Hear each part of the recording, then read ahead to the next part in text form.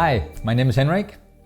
Today I'm going to talk about the production cycle, which is the most crucial part of the OTH platform for processing patients in volume capacity. So let's log into the platform and let's see what this is all about. When you log into the platform as a nurse, you go into the actual patient group to which you are attached. And here you have your patients in your patient group who have submitted data, and you immediately see there are a number of different alert types. There is the red alert, which is a high acuity alert, which is one you need to respond to. So it is on the top of the list, which is the highest priority. There's the yellow one, which is a warning level alert. And then there's the blue one, which is a non-compliant alert. Non-compliance means that the patient or the citizen failed to submit the data according to the schedule that is inherent in the protocol in the patient pathway. So what we're going to do here today is to look at the data from Nancy Ann. And we press Nancy Ann, and then we go into the data and see that she has submitted blood pressure which was too high, and the weight was way too high. And what we can do here is we can select which kind of acknowledgement we want to do, what is the closure note here, what is our intervention. So intervention here will be hospital admission, and we will send her a taxi and write okay to that. And then according to our protocol, we will then go outside of the system and perform the protocol's actions needed for bringing her to the hospital according to the protocol. So the patient pathway's purpose is to alert me as a nurse to the fact that the patient needs to be put to the hospital or needs to be react to the protocol. And now, as you can see, she has been downgraded to yellow warning, and now I've processed that and I can take the next one. This is the production cycle that enables us to have a high volume capacity for processing patients in the system. So now, having done that, I can process all the alerts on Nancy Ann, and what remains now to be done is actually just to write this up and then wait for her to submit further data from her home.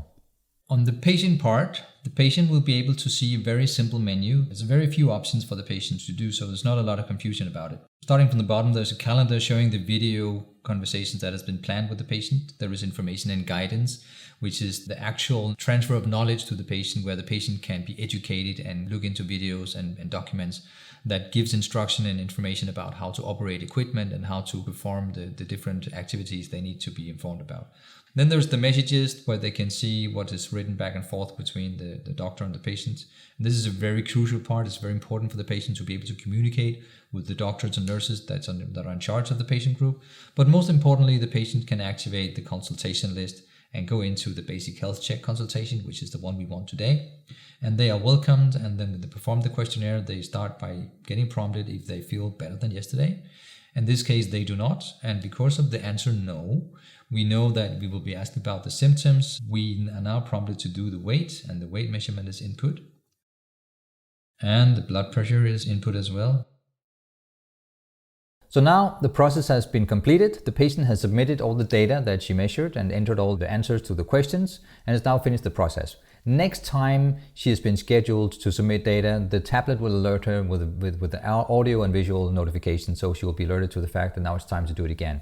But between now and then, there will be no residual data left on the tablet whatsoever. Everything is cleared out so she can safely put it away without worrying about private data. So now we're back in the call center, and Nancy Ann has submitted data. So what we will do now is go in and review the data that has been sent to us.